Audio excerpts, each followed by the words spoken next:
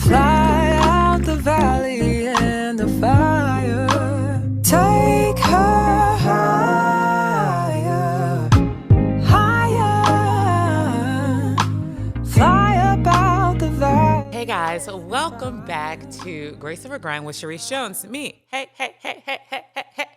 Okay, so listen, there's a fun one today. I often am complimented on one thing that I take incredibly personally, and that is my energy. And a lot of people ask, what do you do? What do you do? What, how, what, when, what we're going to do? Energy really, for me, it starts from a place of joy. I want my energy to feel like joy. And we all know that there's all kinds of different energy, right? But today we're going to talk about your joy. These are 10 things that I do on a frequent basis. And this is what I call my energetic recipe. Are you ready? Get your notes, get your pens and your papers. Get your pen and your paper, darling. If you ain't got a pen and a paper, make sure you get your notes out on your phone or whatever have you, because this is personal and I'm so excited to share. Thing number one is to wake up with gratitude. Recently I've been noticing more of my behavior when I wake up in the morning. And how many of us, there's no shame, this is a a judgment-free zone, but how many of us, and I have to catch myself, instantly roll over and grab that cell phone? Because that cell phone got our life in it. That cell phone tells us who we are. That cell phone tells us how to respond and what we're responsible for the day in that moment. And we don't want to miss a thing, right? But what I have noticed is that my cell phone keeps me tethered to my roles. So as soon as I roll over, I'm either inclined to check an email or inclined to check social media or inclined to check my calendar. And I really have to pause, remind myself to go super slow because it's almost innate. Like, y'all, what year did this become like second nature? When did this happen? When did this happen? It just became second nature. And so what we have to do is to pause and remember to start the day with gratitude. And here's what I do. So sometimes I'll get out of the bed, sometimes I'll do it in a bed, but meditating is so super important for me. And what I do on a really easy day is I hold my hands open and I ask God, what can I do for the kingdom today? What can I do? And also, I'm making sure that I'm receiving all of the goodness, all of the love, all of the gratitude, all of the positivity that is happening around us. Because if you're not careful, when you wake up, you get in that rut, you're going to start to see more wrong than what is right. And we really got to take a pause to do that checklist, right? No, this is going right. This happened today. And then also, not only this is going right, speaking into the universe what will go right. So what is a thing, but also we are speaking into existence what isn't, right? And so this is going to be my $1 million month. This is going to be my breakout year. This is going to be my most emotionally healthy season. This is going to be a season of me being able to let go with ease more than I have ever been able to do so before. And we're speaking those things into existence. We're calling it forward. So remember, number one, to start the day with gratitude. Drumroll. Are you ready for thing number two? Girl, it is to curate your energy. So we talked about starting from a place of joy. Curating your energy is really, I want you to think about something super simple. Like what comes to mind first is like decorating your living room, right? You literally curate where you want your pillow to go, where on the wall you want that beautiful canvas, that picture that you just purchased, how you want to hang your curtains if you want curtains, all of the doodads, all of the whatnots. You decide. That process is called curation. You are essentially designing what you want the space to feel like. And we are doing the same for our energy, honey. And when I tell you, this is not only for you, but this is so that your joy is contagious, okay? So what you got to do is purify. So in curation, we know that there's a lot of things that has to go out. You got to purge, honey. You got to take all them old blankets out. All of those things that are no longer desired, you got to put them to the side, and you have to have the bravery to put them to the side, right? And then we're building in the things that we want. So for example, curation of energy looks like I am no longer engaging in gossip. That part, okay? I am no longer engaging in things and spending a lot of time in things that will not last longer than 5 years. Okay. Right. I am no longer engaging in low vibrational experiences or people or things. Right. I had to stop watching reality TV, y'all. And I love a good housewife. I love a good housewife because I like to watch it for the fashion, the style, the lifestyle. But I noticed how I went to bed, and y'all, if y'all are anything like me, I'm thinking about people constantly. I'm an empath, right? And so I noticed I'm going to bed thinking about day issues. I have enough of my own, right? But that is what, and it's real. So I noticed that I had to turn it off. The other thing is that it doesn't feel good to my nervous system while I'm watching it. And if I'm not careful, it does engage me in a cycle of loving drama. And that can translate into real life if you are not careful. There's a very thin line. There's a thin line in how much you engage and immerse yourself in a thing, then to how it actually becomes reality in your life, because we are subconsciously manifesting it by immersing ourselves in it, right? And so curation looks like purging of those low vibrational activities. And for me, reality TV was definitely one of them. High vibrational activity for me, let me just tell you a little story time. Okay, listen. I have recently rededicated my life, went back up to the altar for pole dancing, not church. I already love Jesus. So I started pole dancing a while ago, stopped in like 2023 and picked it back up this year. And I'm so excited because in this curation of my life, I'm noticing how I have space for it, right? Which is so dope. But even in learning different ways to move my body, it's like really blossoming my mindset and really helping me to ease more into my feminine divine, which is helping my knowing, my decision-making ability, all that sensuality. It comes full circle in life. So even in the curation, I'm noticing when I do more dance, which is flow, I'm able to flow better in my life, if that makes any energetic sense to you, right? It's just like, it's not perfect. It's just gonna flow. Things will flow as they will. And I am so okay with that. And I'm just noticing how many other beautiful trickle out effects that it has in so many other areas of my personal life. So that is a part of curating my energy. We were talking about how it not only benefits us, but others. But when you have beautiful energy, it is contagious, right? It is insatiable. It is irresistible. And there's nothing more beautiful than a woman who knows herself, a confident, beautiful woman with amazing energy. You almost can't look away. I know when I come across that, it's just like I am enamored, I'm magnetized. And so that comes through curation. Way number 3 to spark more joy is when you move your body, you improve your mood. Okay? When you move your body, you improve your mood. We always think about the word emotion, okay? And think about that second part of that word, motion.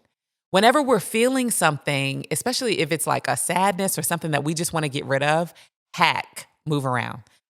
I don't care if it's a 2-step in your kitchen. I don't care what it is. If it's a twirl in the office or whatever, you got to take that chair and twirl around. Whatever you got to do, emotion is an energy. It has to flow. It has to move on out, right? And really that word is motion. Energy, motion. Let it move. Let it move its way on out. So I have found that when I am cooking, when I'm at work, when I feel like I'm in a creative rut, nope, get up, go for a short walk, go downstairs, do whatever you need to do to get that blood flowing, to access that next level of dopamine so that you can access that next level of joyous energy. So do not forget, whenever like you just feeling stuck, don't stay stuck. Move around. Okay, number 4 is a fave. Honey, let me take a sip. Are you ready for this one? Number 4 is say no to protect your yes. Mm, mm, mm, mm. Honey, we're just gonna take a pause on that. Your yes is like gold. Your yes is not necessarily all verbal either. You know what I have discovered here as of late? My yes comes through my body language, my smile, the favors that I decide to do for people, the hugs that I give, right? And that's not for free. I used to walk around factory default settings, smiling, eyebrows raised all day. This came from me working in corporate America and dealing with the black girl. And really, this ain't even black girl. This is all woman. We got RBF. We got rest in bitch face, right? And I learned in the corporate setting that that wasn't necessarily well received. So I trained myself how to walk around with a smile, eyebrows raised, looking like, you know what? Looking acceptable for everyone else so that everyone else could feel welcoming, so that I could be more approachable, right? But really I was just being without any responsibilities. And it wasn't until like sometime last year I'm like, I'm not walking around my smile. That's a part of my yes. Why do I need to walk around with a smile? I'm happy on the inside. And if you are really curious about my emotional standing, then come and talk to me. And I'll light right up. Otherwise, I do not owe the world a smile just for no reason. No. You remember when we were younger, it was a generational thing where the guys would be like, you walk by and you just regular, just in yourself and your thoughts or whatever. Girl, smile. You can't smile? Why is it that women need to walk around factory default with a smile painted on our face? What is that about? That is part of our yes. And the more we give away yeses, the more exhausting it is. So you want me to smile, you want me to hug, you want me to, right? And so I noticed that I had to put that under a budget, an energy budget, right? So I'm giving out less willful hugs to people I don't know. Oh, I'm a hugger. Good for you. And that used to be me. I'm just telling you. And it's in those micro doses of things that we don't even realize we're giving out that we really, and it's not in a way of being, mean because that's not a part of the recipe at all. But it is more intentionality about having genuinely authentic experiences. May all of our experiences be 1,000, 10 toes down. So every time you say no to something, you're saying yes to something. And every time you say yes to something, you're saying no to something else. So be sure to protect the no and protect the yes. And I just wanted to give you that tidbit that your yes isn't always verbal. It's definitely in your actions and how you show up, right? Whatever that looks like for you, protect that at all costs. Way number 5 to spark more joy is to romanticize your life. Cues Usher.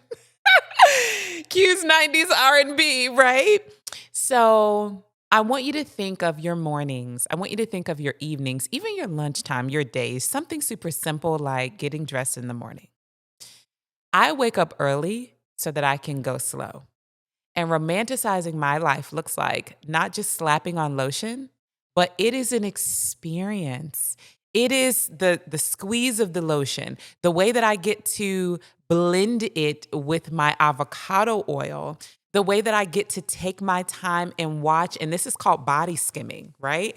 The way that I get to take my time and adorn myself in all of these luscious vitamin E's and jojobas and avocados and all of these yummy things that are so good, not only for my outer, but for my inner. And that is part of what we call romanticizing your life. The very, very tiny things that we do that most times we take for granted. I want you to think about, how can I make this sexy? It flips your brain to a whole different part, right? How can I make this sensual? How can I make this full of pleasure? everything. Whether you're working on something, whether you're cooking, and really what this boils down to is you being super present with what is happening. That's going to be the micro step, is really slowing down and deciding and choosing how you can experience this with pleasure and joy. So, honey, light your candles, set your scents in the home, whatever it is for you, romanticize it. All right, way number 6 is really easy, but we do it. But I want you to notice how much you do it so that the joy repayment can come back to you. Give joy to get joy. All of the time we don't feel like. Can we just can we be honest? Well, we feel like it. We don't be feeling like it at all, right? But do you ever notice that when you decide to lock in, when you decide to push through, when you decide to commit, I'm moving forward regardless of my current emotional state, you have never regretted pressing forward. Even if it's at the gym, if you did 1 more rep, 5 more reps, right? Your legs might be hurting, but your booty is going to look so good in them shorts this summer. And you know it. You've never, ever, ever regretted it, right? So we have to kind of push aside how we're feeling regarding that and give the joy anyway, whether it's giving it to ourselves or giving it to someone else. When you see, I just don't get this. And I think I have an explanation, but I still don't get it, right? There is something about women. We will walk right by each other, right? And refuse to acknowledge one another, especially if it's only the two of you in a space and you know she look good. Tell her she looks good. Give her that joy. We already know how much it takes to get out of the house. Right? Girl, give that compliment away. Give that love. As long as it's not, you ain't got to go overboard. But it's okay to you know what? Girl, you look amazing today. You are really doing it. And you might not get the joy back instantly, but you gave it. God saw you. It made a difference in her day, and the universe witnessed as well. So that is going to come back to you tenfold. I think one of the reasons that we may not do it is because some of us feel unsafe around one another, right? Some of us don't know what we can expect, and some of us don't want to deal with the rejection. And you know what I say? I am me in every situation. I am me in that I am a cheerleader in my spirit. I am a natural celebrator. So regardless of how you're responding or decide to respond or what your genetic makeup is, I'm going to still be me. And I'm going to still, honey, the pink hair is looking amazing on you today. Okay? Give the joy away. Give it away. Give it away. So it has beautiful, beautiful boomerang effects just in your life. You give. You just give. You give. And that's just part of loving. Okay. Number 7. Have a joy go-to playlist. Honey, there is nothing better than music. I am an aficionado. As I have so many soundtracks for my moods. And you know what I'll do? Right down here in the description, I will paste the link to one of my mood lifting playlists. But there is nothing like working on something creative and putting on that playlist and powering through and experiencing all of the nirvana and all of the serendipity that comes and all of the inspiration that comes through lyricism and musicality. It's beautiful. And this is also another part of a previous point that we talked about, which is romanticizing your life, right? Set that music up. So how many of us have been just, honey, I don't know what done came over me. I'm about to smack somebody. I don't know. There is nothing for me that can pull me out of that quicker than music. So whatever you're using, Apple Music, Tidal, whatever it is, have those playlists and name them so that you can easily access them in times of need. And also share them with friends. I am so good for sharing a song. I thought about you this morning when I heard this. Share playlists. And it's like, it's a way of giving joy too, because we know that playlists, it takes some curation, right? Not the ones that's like the playlists that are being made for you, but like when you're really designing a playlist, it takes some thought. It really does. So it's so beautiful to be able to give the thing that helps you away to someone else. So, honey, get up that joy playlist, baby. Okay, thing number 8. Declutter your space. It declutters your mind. I cannot tell you how important it is just for me. First of all, I am a creative. Y'all know that. I have ADD. It's raging. I decide not to be medicated.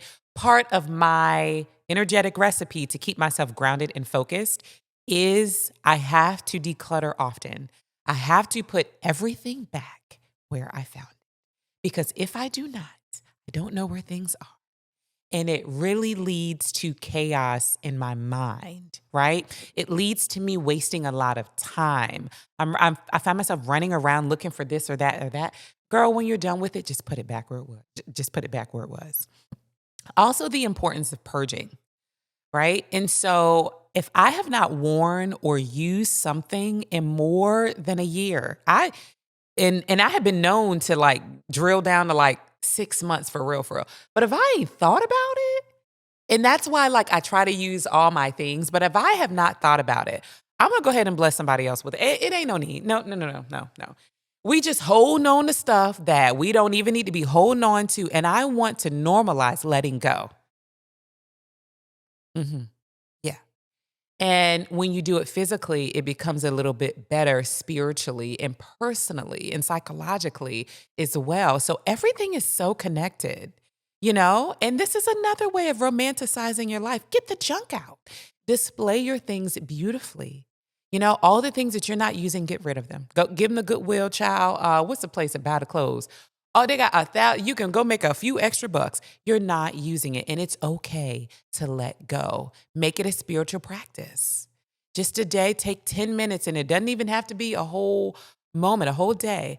Take 10 minutes, clean that desk off. Take 10 minutes, declutter that fridge. Take 10 minutes, throw all of them, honey, go in that pantry and throw all of them, them old canned goods, them crackers.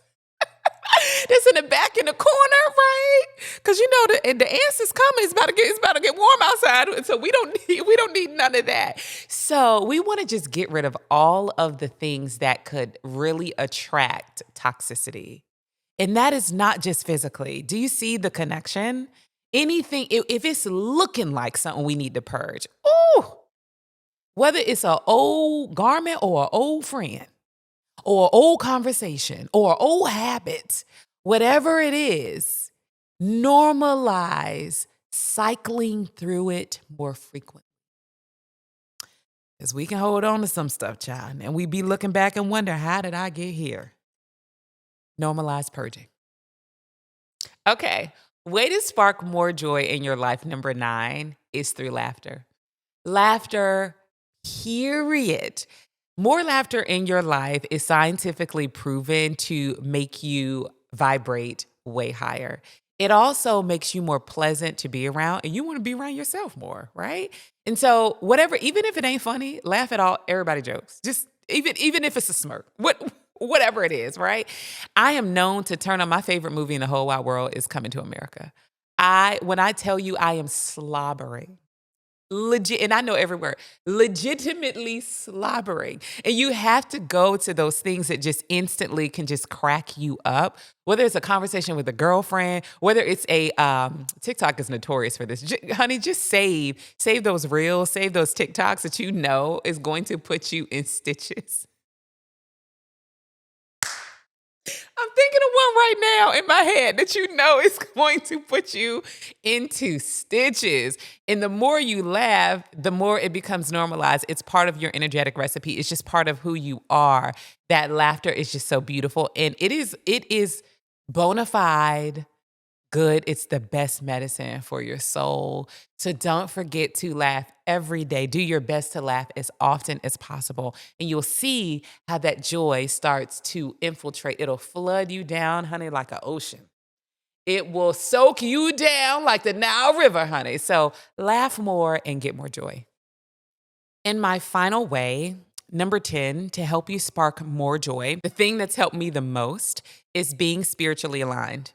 I don't know how, and this is not judgment. I'm just speaking for me in my body, in my cellular makeup with my DNA. Okay.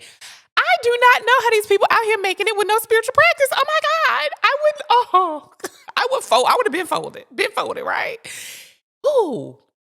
You got to get connected to source. You got to stay connected to our creator. I'm telling you, because that is where your next step comes from. That is where your worth comes from.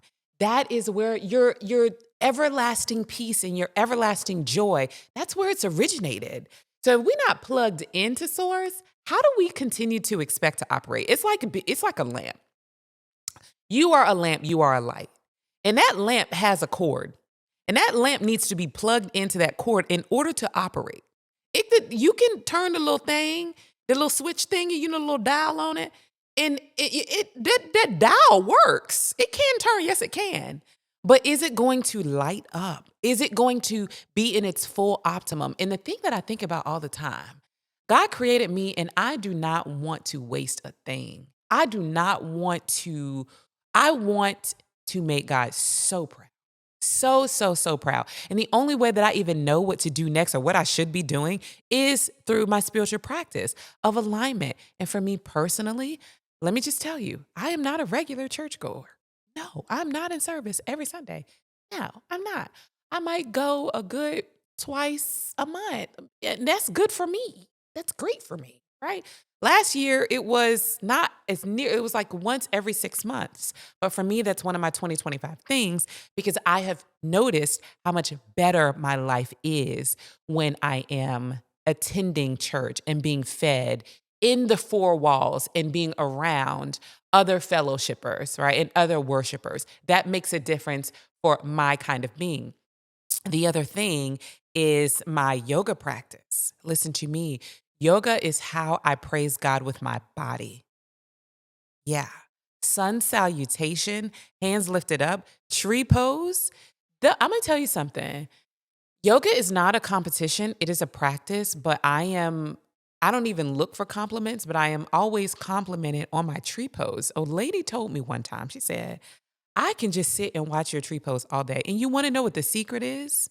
When I am in tree pose, and it's just a one-legged pose where your hands are lifted up, and then, where I am now is I take my drishti, my focus inward with my eye, and so I can close my eyes. And it took me a while to get there to be able to hold that.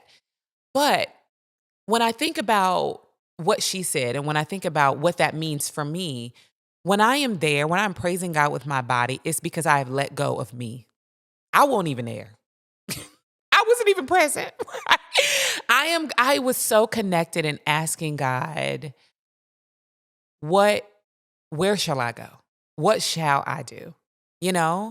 And that's my daughter of the king pose. That is my bona fide. I can't wait to do it. In every class, it's my daughter of the king pose. So for me, it's that. For me, it's also meditating. Every morning we talked about that in an earlier point, right? Those are just some really easy ways to spark more joy. And it's helped me so much. And the more joy that I have, the more productive I am.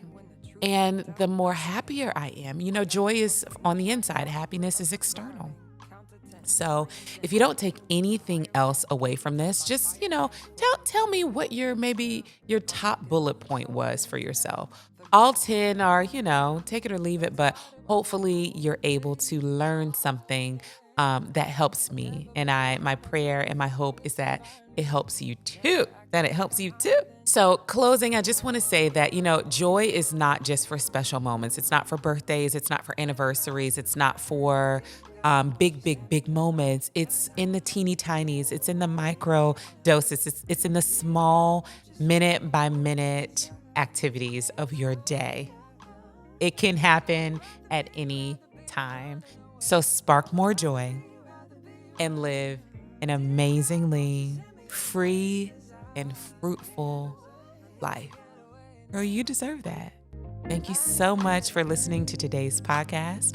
And if you're watching on YouTube, comment below and let me know what your takeaway was. Until next time, y'all, we live in this life. It's grace over grind.